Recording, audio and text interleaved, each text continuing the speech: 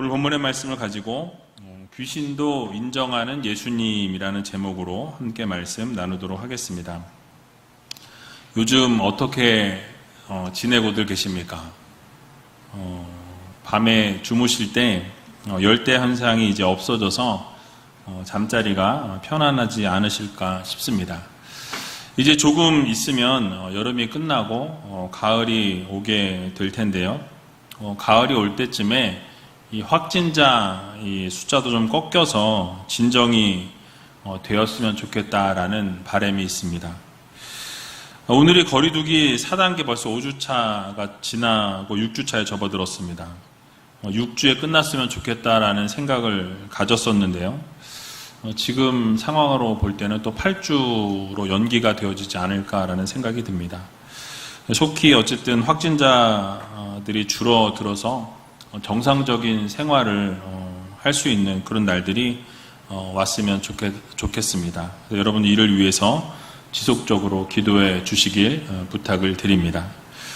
오늘 본문은 예수님께서 거라사 지방에 군대 귀신 들린 자를 치유하시는 과정, 그런 부분들이 소개되어 있는 본문입니다. 어떻게 치유하셨고 어떻게 대화를 나누셨는지에 대해서 살펴보면서 그 과정을 통해 하나님께서 우리들에게 주시고자 하는 교훈의 말씀이 무엇인지 같이 한번 생각해 보는 시간을 갖도록 하겠습니다. 오늘 본문 6절과 7절 말씀을 보면 이렇게 말씀을 시작하고 있습니다. 같이 한번 읽어보도록 하겠습니다. 그가 멀리서 예수를 보고 달려와 절하며 큰 소리로 부르짖어 가로되 지극히 높으신 하나님의 아들 예수여 나와 당신과 무슨 상관이 있나이까 원컨대 하나님 앞에 맹세하고 나를 괴롭게 마옵소서 하니. 아멘. 자, 군대 귀신 들린 사람이 멀리서부터 예수님을 보고 달려왔다라고 이렇게 말씀합니다. 그런데 달려와서 예수님을 공격하거나 예수님께 덤빈 것이 아니라 어떻게 했다고 말씀하죠? 그 앞에 엎드렸다라고 이렇게 말씀하고 있습니다. 그 앞에 절했다라고 말씀하죠. 왜 갑자기 뜬금없이 이 귀신 들린 사람이 달려와서 예수님 앞에 엎드렸을까요? 여러분 그 이유는 바로 예수님께서 하나님의 아들이시자 하나님이심을 알고 있었기 때문이었습니다. 여기 본문에 쓰여진 절하며라는 이 단어는 프로스케네어라는 헬라어 단어가 쓰였습니다. 그 의미는 예배하다라는 그런 의미를 가지고 있습니다. 하지만 귀신은 본래 하나님을 알아보고 또 떨기는 해도 하나님을 경배하는 존재가 아님을 우리가 알고 있죠. 그래서 여기서 사용된 뜻은 예배하다, 경배하다라는 뜻보다는 이 부복하다 또는 엎드리다, 굴복하다라는 뜻으로 해석하는 것이 더 적절해 보입니다. 즉 귀신이 멀리서 예수님을 보고 평소와 같이 지나가는 사람들을 괴롭힌 것처럼 저돌적으로 주님 앞에 달려 나왔습니다. 그런데 달려 나왔지만 예수님을 본 그 순간 예수님의 권세 앞에 꼬꾸라지듯이 굴복하고 그 앞에 엎드리게 되었다라고 이렇게 말씀하죠. 이로써 예수님께서 이 인간적인 능력과 권세가 아니라 하나님의 그 능력과 권세를 가지신 분임이 다시 드러나게 되는 것을 보게 됩니다. 귀신 들린 자의 이 고백을 통해서도 예수님께서는 하나님의 아들이시다라는 것을 선포하면서 예수님의 어떤 신적인 존재이심을 확실하게 부각시키고 있는 것을 또 보게 되는 것이죠. 게다가 방금 읽었던 본문을 보게 되면 예수님을 보면서 뭐라고 이렇게 외쳤습니까? 지극히 높으신 하나님의 아들 예수여 라고 이렇게 외치고 있는 것을 볼 수 있습니다. 그러니까 놀라운 것은 예수님을 처음 보는 이 거라사 지방의 귀신 들린 자가 어떻게 예수님의 이름을 알고 있었느냐라는 것이, 이것을 통해서 귀신 들린 자 속에서 역사하고 있는 그 귀신들이 예수님의 존재에 대해서, 또 예수님이 어떠한 분이신지에 대해서 정확하게 알고 있었음을 우리들에게 보여줍니다. 그래서 그가 예수님 앞에 달려나와서 무엇이라고 간청했습니까? 자신을 괴롭히지 말아달라라고 이렇게 간청하는 것을 볼 수 있습니다. 여러분, 언제 예수님이 이 귀신 들린 자를 괴롭히고 고통스럽게 했었습니까? 괴롭혔던 적이 있습니까? 없다라는 사실이. 분명히 예수님과 처음 대면하는 그런 관계에 있었습니다. 근데 그럼에도 불구하고 자신을 괴롭지 말게 해달라라고 이렇게 말하는 것을 볼 때 무엇을 알 수 있습니까? 바로 그 속에서 역사하는 이 귀신들이 예수님이 누구신지를 정확하게 알고 있었다라는 사실이에요. 사단의 권세를 멸하실 수 있는 능력과 힘과 권세가 예수 그리스도께 있다라는 것을 그 귀신은 예수님을 보자마자 알아챘다라는 사실이죠. 그래서 예수님을 보자마자 두려워하면서 그 앞에 절하고 괴롭게 하지 말아달라 이렇게 간청하면서 부탁하고 있는 것을 볼 수 있습니다. 자, 여기서 우리는 생각해 보아야 할 것이 있습니다. 이 귀신 들린 자조차도 예수님 앞에 부복하고 엎드리면서 예수님의 하나님 되심에 대해서 선포하는 것을 보게 됩니다. 자, 이 귀신 들린 자조차도 주님 앞에서 그렇게 간청하고 부르짖으면서 엎드려 부복하는데, 과연 우리들의 삶은 어떠한지, 예수 그리스도를 믿는 성도들의 삶이 과연 어떠한 삶을 우리가 살아가고 있는지 돌아볼 필요가 있을 것 같습니다. 귀신조차도 주님 앞에 절을 하고 엎드리고 간청하는 모습을 우리가 바라보면서 마땅히 하나님 앞에서 우리가 부복하고 엎드리고 하나님께 경배하고 하나님을 찬양하고 예배하는, 또 말씀대로 살기 위해서 몸부림치는 성도의 삶을 살아야 할 텐데, 과연 우리의 모습은 어떠한가 하는 거예요. 이 코로나로 인해서, 이 코로나를 핑계로 하나님과 멀어지고 하나님을 예배하는 자리를 피하는 그런 성도들이 있다라는 사실이에요. 그러나 우리는 하나님을 경배하고 하나님을 높이는 삶을 살아가는 성도가 되어야 할 것입니다. 그래서 시편 99편 5절의 말씀을 보게 되면 이렇게 말씀하고 있습니다. 우리 같이 한번 읽어보도록 하겠습니다. 너희는 여호와 우리 하나님을 높여 그 발등상 앞에서 경배할지어다. 그는 거룩하시도다. 아멘. 하나님을 경배하라라고 말씀하죠. 또 시편 95편 6절과 7절에 보게 되면 또 이렇게 말씀합니다. 똑같이 읽어보겠습니다. 오라 우리가 굽혀 경배하며 우리를 지으신 여호와 앞에 무릎을 꿇자. 대저 저는 우리 하나님이시요 우리는 그의 기르시는 백성이며 그 손의 양이라. 너희가 오늘날 그 음성 듣기를 원하노라. 아멘. 자, 이 두 구절이 지금 말씀하고 있는 중심에 무엇이 있습니까? 바로 하나님의 거룩하심과 하나님의 위대하심 앞에 우리는 부복하고 엎드리며 경배하며 하나님을 높여드리고 영광 돌리는 삶을 살아야 한다라고 분명하게 시편 기자는 말씀하고 있는 것을 보게 됩니다. 하나님 앞에 무릎을 꿇고 하나님의 음성에 귀를 기울이는 성도들이 되어야 한다는 것을 우리들에게 강조하고 있는 것입니다. 여러분, 귀신조차도 예수님 앞에 엎드리고 간청했다라는 것을 여러분 꼭 오늘 깊이 생각하시면서 날마다 하나님 앞에서 엎드리고 하나님 앞에 부복하고 기도하고 또 하나님을 찬양하고 경배하며 살아갈 수 있는 귀한 우이제일교회 모든 성도님들이 다 되시길 주님의 이름으로 간절히 축원합니다. 자, 이제 걸어사 귀신 들린 자와 이 예수님의 대결에서 예수님께서 승리하셨음을 우리가 알 수 있습니다. 오늘 본문 8절에 나와 있는데요. 오늘 8절 같이 한번 읽어보도록 하겠습니다. 이는 예수께서 이미 저에게 이르시기를 더러운 귀신아 그 사람에게서 나오라 하셨습니다. 아멘. 자, 이미 예수님께서 이 귀신 들린 자에게 먼저 나오라, 그 귀신에게 나오라 라고 이렇게 명령하셨다라는 것 사실을 이 8절을 통해서 알게 됩니다.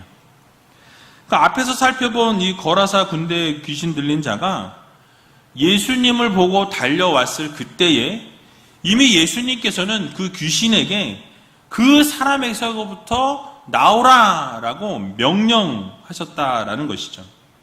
그러니까 어떻게 보면 이 8절 말씀이 순서상 앞에 나오는 것이 맞는 것처럼 보입니다. 그래서 다시 배열을 해보면 귀신 들린 자가 예수님 앞에 달려 나오게 됩니다.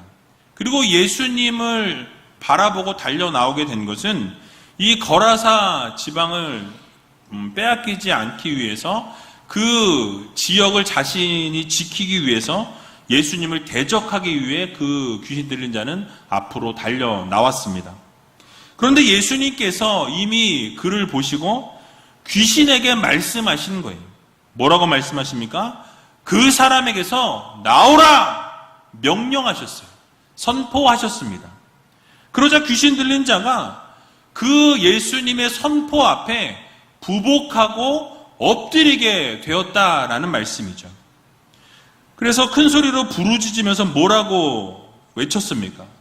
지극히 높으신 하나님의 아들 예수 그리스도시여, 나와 무슨 상관이 있길래 나를 이렇게 괴롭게 하십니까? 라고 이렇게 귀신이 외쳤다라고 말씀하죠. 여기서 우리가 생각해 볼 수 있는 것이 있습니다. 바로 예수님의 말씀에 권세와 능력이 있다라는 것을 여러분 모두 믿으시기 바랍니다. 그러니까 주님께서 그 귀신 들린 자를 보시자마자 귀신에게 꾸짖으시면서 나오라 명령하실 때 그 말씀 한마디에 귀신이 꼬꾸라지고 엎드리게 되는 놀라운 기적의 역사가 일어나게 되었다라는 사실이에요. 여러분, 이렇게 말씀은 능력이 있고 권세가 있습니다. 귀신은 바로 예수님이 하나님의 아들이심을 그 말씀을 통해서 깨닫게 된 거예요. 그래서 그 앞에서 엎드려서 자신을 괴롭게 하지 말아달라 간청하는 것을 보게 되죠. 여러분, 이처럼 하나님의 말씀에는 능력과 권세가 있습니다. 하나님께서 이 세상 만물을 창조하실 때에도 하나님께서는 말씀으로만 이 세상을 창조하시는 것을 우리가 보게 되죠. 그래서 창세기 1장 1절을 보게 되면 태초에 하나님이 천지를 창조하시니라 라고 말씀하고 있습니다. 그렇게 천지를 창조하신다라고 선포하시고 나서부터 계속해서 이 세상을 창조해 나가시는 과정들을 쭉 보게 되면 하나님은 말씀으로 모든 것을 창조하시는 것을 볼 수 있다라는 것이죠. 그래서 어떤 재료나 필요한 품목들을 준비하셔서 하나님이 창조하신 것이 아니라 그 창조 사역 가운데에는 하나님이 오직 말씀을 선포하심으로 선포하는 대로 그 모든 것이 생겨나게 되고 모든 것이 지어지게 되는 것을 보게 됩니다.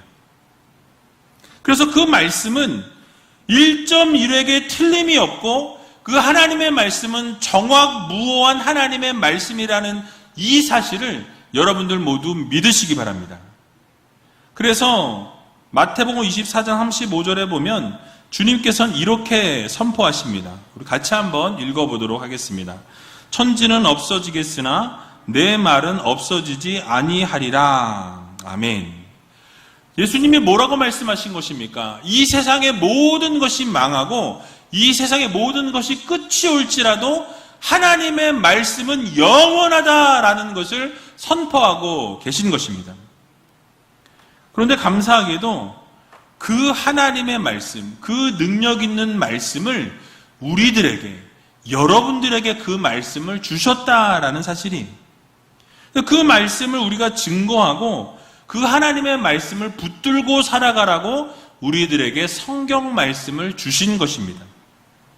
자, 그러므로 우리는 하나님께서 주신 말씀을 사랑하고 언제나 그 말씀을 붙들고 그 말씀과 함께하는 성도들이 되어야 할 것입니다. 그 말씀은 힘이 되고 능력이 된다라는 거예요. 힘들고 어려운 상황 가운데 그 말씀을 붙들게 되면 그 말씀이 우리의 능력이 되고 그 말씀이 우리에게 힘이 되어서 힘들고 어려운 상황 가운데 있을지라도 그 말씀으로 모든 것을 믿음으로 극복하고 이겨내게 된다라는 이 사실을 여러분들 모두 믿으시기 바랍니다. 그 말씀은 얼마나 위대하고 능력이 있냐면 히브리서 4장 12절에 보면 이렇게 말씀합니다. 우리 같이 한번 읽어보도록 하겠습니다. 하나님의 말씀은 살았고 운동력이 있어 좌우의 날선 어떤 검보다도 예리하여 혼과 영과 및 관절과 골수를 찔러 쪼개기까지 하며 또 마음의 생각과 뜻을 감찰하나니. 아멘. 그러니까 하나님의 말씀은 살아 움직인다라고 말씀하고 있습니다. 그러니까 하나님의 말씀은 죽은 말씀이 아니라 살아서 역사하시는 말씀이고 얼마나 그 하나님의 말씀이 예리하냐면 모든 것을 찔러 쪼개기까지 하는 하나님의 말씀이라고 우리들에게 선포해주고 있는 것입니다. 그래서 여러분 하나님의 말씀은요, 그 말씀을 우리가 듣게 되면 그 하나님의 말씀이 우리 안에서 역사하게 될 때 우리의 영혼이 살아나게 됩니다. 우리의 영혼이 살아날 뿐만 아니라 우리의 육신까지도 살아나게 된다는 거예요.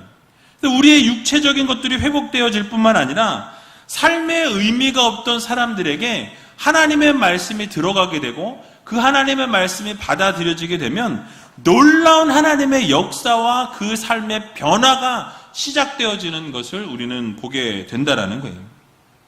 왜냐하면 방금 읽었던 것처럼 그 하나님의 말씀은 어떤 검보다 예리하여서 혼과 영과 관절과 골수를 찔러 쪼개기까지 하는 아주 예리한 검과 같은 하나님의 말씀이라고 우리들에게 선포해주고 있기 때문에 그렇습니다. 그러므로 그 하나님의 말씀, 권능 있는 말씀, 능력 있는 그 말씀을 듣고 날마다 그 말씀 그대로 살아가고 말씀 그대로 행하고 말씀과 함께 이번 한 주간 살아갈 수 있는 귀한 우이제일교회 모든 성도님들이 다 되시길 주님의 이름으로 간절히 축원합니다. 이제 마지막으로 예수님과 귀신 들린 사람과의 대화를 살펴보고 말씀을 마치도록 하겠습니다. 오늘 본문 9절에서 12절의 말씀인데요. 같이 한번 읽어보도록 하겠습니다. 이에 물으시되 내 이름이 무엇이냐? 가로되 내 이름은 군대니 우리가 많음이니이다 하고 자기를 이 지방에서 내어 보내지 마시기를 간절히 구하더니 마침 거기 돼지의 큰 떼가 산 곁에서 먹고 있는지라. 이에 간구하여 가로되 우리를 돼지에게로 보내어 들어가게 하소서 하니. 아멘. 자, 군대 귀신이 예수님께 간구한 내용이 오늘 본문에 나와 있습니다. 예수님께 간청한 것이 무엇이었습니까? 두 가지를 지금 간청하고 있는데요.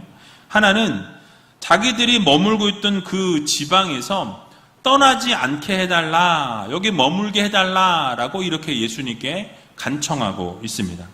또 다른 하나는 자기들이 근처에 있었던 그 돼지떼에게 자신들이 그리로 들어가게 해달라라는 것이 이 군대 귀신 들린 자의 간청이었다라는 것이죠. 이 귀신들의 간구는 얼핏 보게 되면 단순히 한 곳에 머무르고자 하는 이 생각을 표현한 것처럼 보입니다. 그래서 여기가 좋사오니라는 것이죠. 그러나 사실 이 귀신들의 이러한 간청 속에는 말할 수 없는 이기심이 내포되어 있다라는 사실이에요. 여러분 무슨 말씀입니까? 이 군대 귀신은 먼저 한 사람에게 들어가게 됩니다. 그 한 사람에게 들어가서 그 사람을 완전히 사로잡게 되죠. 그리고 그 귀신들은 한 사람의 인생을 완전히 파괴시켰고 망쳐버렸다라는 사실입니다. 즉 그 귀신들은 한 사람에게 들어가서 그로 하여금 가정에서부터 외면을 당하게 하고 사회로부터 외면을 당하게 만들었습니다.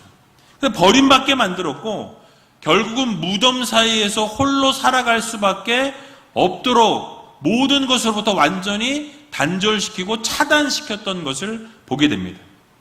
게다가 무덤에서 짐승처럼 살아갈 수밖에 없도록 그렇게 만들고 이끌었다라는 사실이에요. 그래서 귀신 들린 사람은 온갖 괴로움 가운데 절망과 낙심 속에서 이 무덤에 거하면서 날마다 소리를 지르고 산으로 들러 다니면서 자신의 몸을 상해야만 견딜 수 있는 그런 상황에 놓여 있었습니다. 그런 괴로운 삶을 살았다라는 것이죠. 근데 그러면서도 귀신은 예수님께 뭐라고 이야기합니까? 바로 자신을 괴롭게 하지 말아달라라고 이렇게 이야기하고 있다라는 것이죠. 그러니까 자신이 한 인생을 완전히 망가뜨리고 바로 인간으로 살 수 없을 만큼의 모습으로 전락시켜 놓고 그 사람으로부터 나오라는 것이 자신을 괴롭게 하는 것이다 라고 이렇게 말하고 있는 것을 보게 됩니다. 여러분, 얼마나 이기적인 모습입니까? 이 귀신은 그 한 사람의 인생을 망쳐놓고 예수님이 나오라 하실 때에 나를 괴롭게 하지 말아달라고 이렇게 얘기하는 것을 보게 되죠. 요즘 내로남불이라는 말이 상당히 유행하는 것을 보게 됩니다. 내가 하면 로맨스지만 남이 하면 불륜이다라는 것이죠. 귀신들은 한 사람의 인생을 망쳐놓았고 완전히 절망과 낙심의 나락으로 떨어뜨려 놓고 그런데 예수님께서 그 몸에서부터 나오라고 말씀하실 때 자신을 괴롭게 하지 말아 달라고 그렇게 이야기하고 있는 것이죠. 게다가 예수님에 의해서 그 사람으로부터 나오게 될 때 어떤 간청을 하게 됩니까? 바로 근처에 있는 돼지에게로 들어가게 해달라라고 이렇게 간청하는 것을 보게 되죠. 여러분, 그나마 동물이라서 좀 나았을까요? 그러나 그 돼지들에게 들어가서 살고 있었던 것이 아니라 2,000마리나 되는 돼지떼에게로 들어가서 바다로 향해서 내달리게 하는, 결국 바다에서 몰살시켜 버리는 것을 보게 됩니다.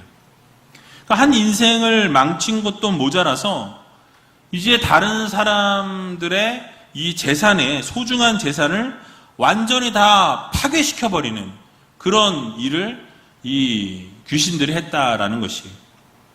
여러분, 그야말로 자신의 유익을 위해서는 다른 사람들의 희생쯤은 아무것도 아닌 것처럼 안중에도 없는 상당히 이기적인 모습을 바로 이 귀신이 보여주고 있다라는 것이죠. 여러분, 이런 이기심은 바로 사단에게 속한 속성이라고 말씀드릴 수 있겠습니다.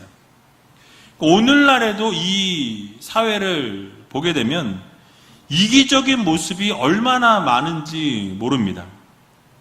여러분, 먹을 것에 장난치는 사람들이 많이 있죠. 돈을 벌기 위해서 다른 사람들의 건강에는 관심이 없어요. 그 문제는 전혀 고려하지 않고 오직 돈을 벌기 위해서 이 먹을 것에 장난을 친다라는 것이죠. 또 뇌물을 받고 부실 건축물에 준공 허가를 내어주는 그런 경우가 많이 있었습니다. 또 자기는 바늘에만 살짝 찔려도 아프다고 아우성을 치면서 다른 사람의 생명은 아무렇지 않게 그렇게 빼앗아 버리는 이기적인 사람들이 너무나 많이 있는 것을 요즘 뉴스를 보게 되면 정말 소스라치게 놀랄 정도입니다. 여러분, 이런 사람들이 바로 마귀에게 속한 사람들의 특징이라는 거예요. 남을 배려하지 않고 아주 이기적인 모습을 지닌 사람들은 사단에게 붙들림 바 되어서 살아가는 사람이라고 말을 해도 과언이 아닐 것입니다. 자, 그렇다면 예수님께 속한 자들의 모습은 어떤 특징을 가지고 있을까요? 여러분, 이런 이기적인 모습이 아니라 이타적인 모습으로 살아가는 것이 바로 예수 그리스도의 자녀들의 모습이라는 것이죠.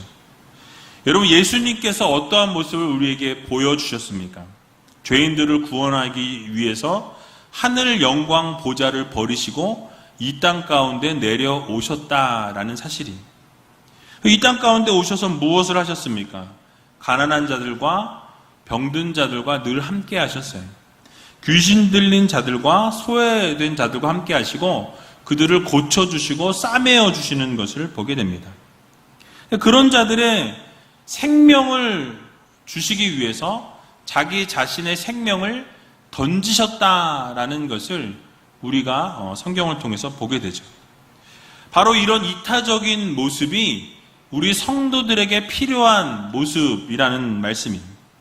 나의 유익을 구하는 삶이 아니라 예수님처럼 자기 자신을 희생하고 타인들을 위해 헌신하는 삶을 살아가게 될 때 하나님께서는 우리의 인생을 반드시 책임져 주신다라는 이 사실을 여러분 모두 기억하시기 바랍니다. 이번 한 주간 우리가 살아갈 때 나 자신을 위해서 살아가는 우리가 아니라 오늘 들은 말씀처럼 바로 예수님처럼 바로 어려운 사람들을 돕고 또 때로는 희생하고 헌신하고 배려할 줄 아는 귀한 우이제일교회 모든 성도님들이 다 되시길 주님의 이름으로 간절히 축원드립니다.